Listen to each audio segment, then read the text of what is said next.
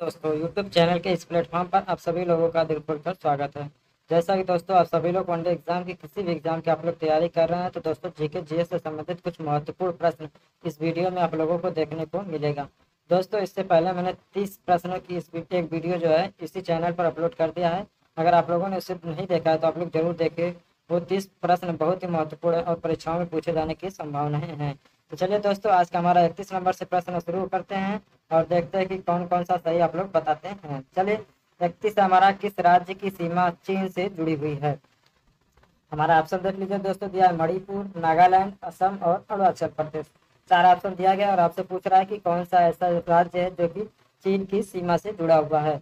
तो सबसे पहले आप लोग तो ये जान लीजिए कि चीन से जुड़े हुए भारत के कितने राज्य हैं।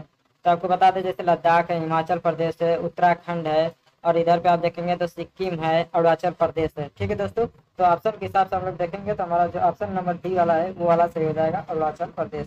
यानी चीन से हमारे भारत के जो है 5 राज्य सटे हुए हैं। ठीक है दोस्तों, पांचों के नाम हमने बता दिया है। चलिए आगे बढ़ते हैं, प्रश्न नंबर 32 देख लेते हैं। पूछ रहा है कि कितने वर्ष के बाद राष्ट्रीय जनगणना होती है? क्या 10 वर्ष के बाद, 5 वर्ष के बाद, 30 वर्ष के बाद या 25 वर्ष के बाद? तो आप सभी लोग जानते हैं दोस्तों, लॉर्ड मेयो के समय में सबसे पहले 1872 में अनियमित रूप से ये जनगणना शुरू की गई थी। लेकिन वही नियमित रूप से बात किया जाए तो 1881 में रिपन के काल में शुरू किया गया था। तो सर्वप्रथम अगर नियमित की बात किया जाए दोस्तों तो 1881 में। ठीक है दोस्तों, वही कितने वर्षों के बाद? तो 10 वर्षों के बाद यह राष्ट्रीय जनगणना कराई जाती है। लास्ट वाला भारत में जो है जनगणना वो 2011 में हुआ था। 2021 में होना था, लॉकडाउन की वजह से, कोरोना वायरस की वजह से जो है कि अभी तक हुआ नहीं है। ठीक है दोस्तों, जबकि 10 वर्ष में राष्ट्रीय जनगणना हो जाना चाहिए।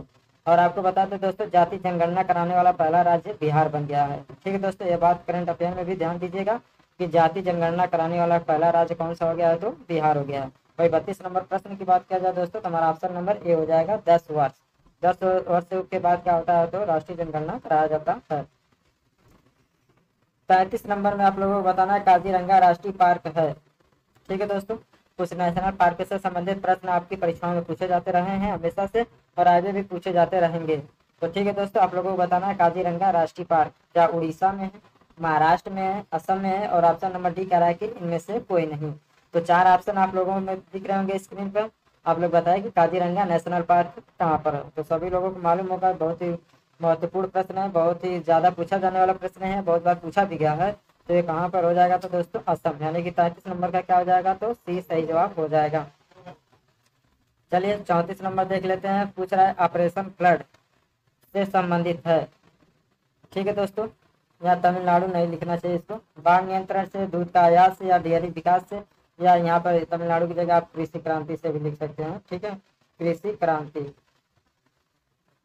तो आपको लोगों को बताना है ऑपरेशन फ्लड तो डेयरी विकास, दूध विकास से है। ठीक है दोस्तों, ठीक है। वही भारत में बात किया जाए दोस्तों, तो 1970 के दशक में यह शुरू किया गया था वर्गीस कुरियन के द्वारा भारत में। ठीक है, चलिए 35 नंबर देख लेते हैं दोस्तों। धान की खेती के लिए उत्तम मिट्टी कौन सी होती है? ठीक है, आप लोगों को बताना है कि कौन सी ऐसी मिट्टी होती है जो धान की खेती के लिए सर्वश्रेष्ठ होती है। ठीक है, ऑप्शन ए कह रहा है सख्त मिट्टी, काली मिट्टी, दोमट मिट्टी, लाल मिट्टी।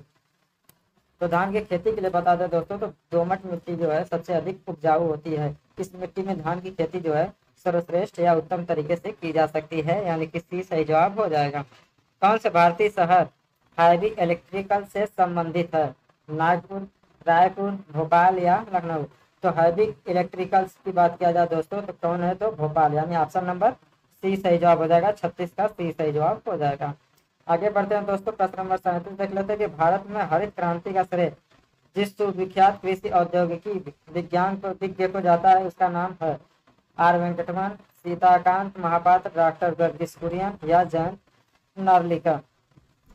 तो दोस्तों भारत में हरित क्रांति के जनक है एम एस स्वामीनाथन है, जो कि इसमें ऑप्शन में नहीं दिया है दोस्तों। हरित क्रांति के जो जनक है भारत में वो एम एस स्वामीनाथन है। कौन है दोस्तों, तो एम एस स्वामीनाथन। ठीक है, याद कर लीजिएगा, स्वामीनाथन है। चलिए आगे बढ़ते हैं। 37 के बाद प्रश्न नंबर 38 देख लेते हैं कि राणा प्रताप सागर संबंधित है।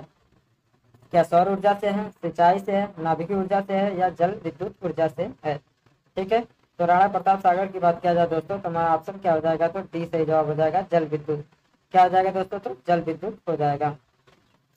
पृथ्वी और सूर्य के बीच अधिकतम दूरी किस तिथि को होती है? ठीक है, 22 जुलाई को, 30 जनवरी को, 4 जुलाई को या 21 सितंबर को। तो पृथ्वी और सूर्य की अधिकतम दूरी की बात किया जाए दोस्तों तो 4 जुलाई को होती है। ठीक है दोस्तों, और आपको बताना है कि 4 जुलाई की जो सबसे अधिक दूरी होती है उस स्थिति को क्या कहते हैं, उपसौर कहते हैं या अपसौर कहते हैं। दो चीज आप लोग याद कर लीजिएगा, एक उपसौर होता है, एक अपसौर होता है। ठीक है, दोनों की अलग अलग डेट है, दोनों की स्थितियां अलग है। अधिकतम दूरी पर कौन बनता है, न्यूनतम दूरी पर किसकी स्थिति बनती है।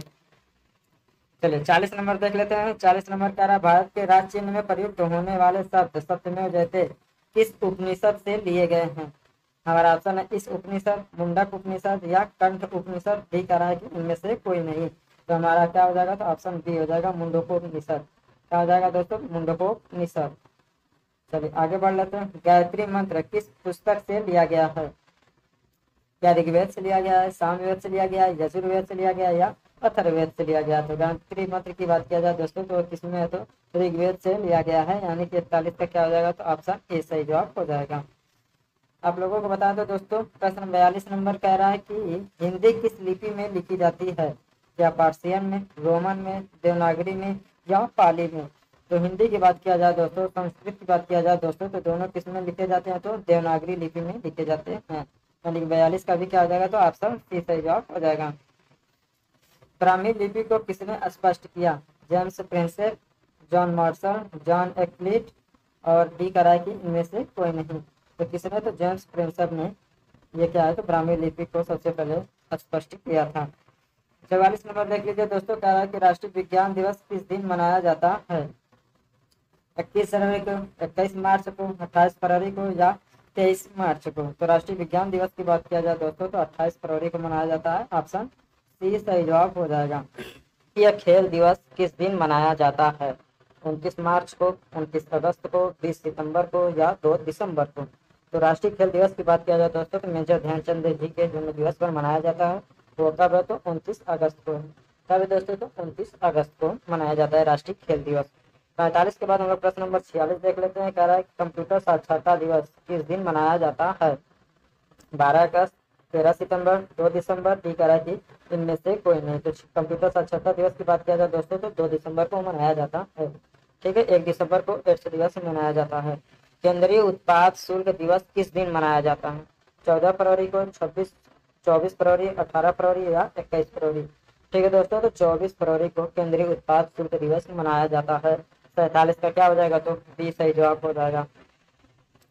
48 नंबर देख लीजिए दोस्तों, हिंदी दिवस किस दिन मनाया जाता है। 26 अगस्त, 15 फरवरी, 14 सितंबर या 18 दिसंबर। तो हिंदी दिवस पूछेगा दोस्तों तो 14 सितंबर बताना है। विश्व हिंदी दिवस पूछेगा तो 10 जनवरी। आप लोग प्रश्न में जरूर ध्यान दीजिएगा कि हिंदी दिवस लिखा है या विश्व हिंदी दिवस लिखा गया है। ठीक है, हिंदी दिवस लिखा रहेगा तो आप लोगों को 14 सितंबर देना है। विश्व हिंदी दिवस देगा तो 10 जनवरी। ठीक है, 10 जनवरी। शिक्षक दिवस किस दिन मनाया जाता है। 16 मार्च, 9 अगस्त, 5 सितंबर। डी कह रहा है कि इनमें से कोई नहीं। तो 49 में क्या हो जाएगा दोस्तों, शिक्षक दिवस की बात किया जाए दोस्तों तो 5 सितंबर सही जवाब हो जाएगा। ऑप्शन नंबर सी सही जवाब हो जाएगा। वह विश्व शिक्षक दिवस की बात किया जाए दोस्तों तो 5 अक्टूबर को मनाया जाता है। 50 देख लेते हैं, किसान दिवस किस दिन मनाया जाता है। 23 दिसंबर को, 28 फरवरी को, 14 मार्च को या 5 अगस्त को। ठीक है दोस्तों, तो किसान दिवस की बात किया जाए दोस्तों तो 23 दिसंबर को मनाया जाता है। किसके याद में मनाया जाता है वो आप लोगों को बताना है। ठीक है, चलिए चिकित्सक दिवस किस दिन मनाया जाता है। 1 अप्रैल, 1 मई, 1 जुलाई या 1 जून।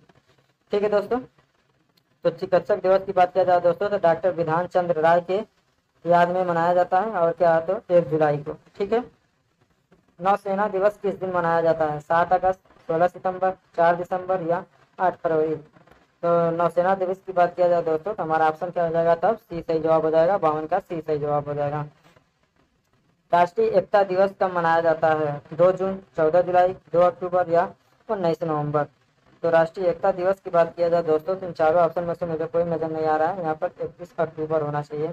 ठीक है दोस्तों, कब होना चाहिए, तो 31 अक्टूबर को राष्ट्रीय एकता दिवस मनाया जाता है। राष्ट्रीय प्रौद्योगिकी दिवस किस दिन मनाया जाता है। क्या 11 मई को, 11 फरवरी, 11 अप्रैल या 11 जुलाई। तो 11 मई हो जाएगा, यानी कि ऑप्शन ए सही जवाब हो जाएगा।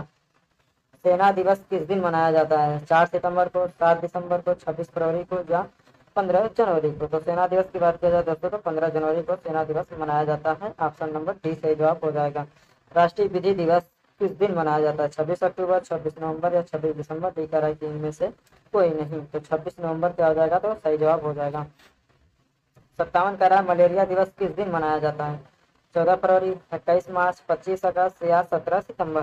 तो मलेरिया दिवस की बात किया जाए दोस्तों तो मलेरिया दिवस को कब मनाया जाता है? तो 25 अगस्त को मनाया जाता है। ठीक है दोस्तों, सॉरी 21 मार्च को। ऑप्शन बी वाला सही जवाब होगा दोस्तों, 21 मार्च होगा।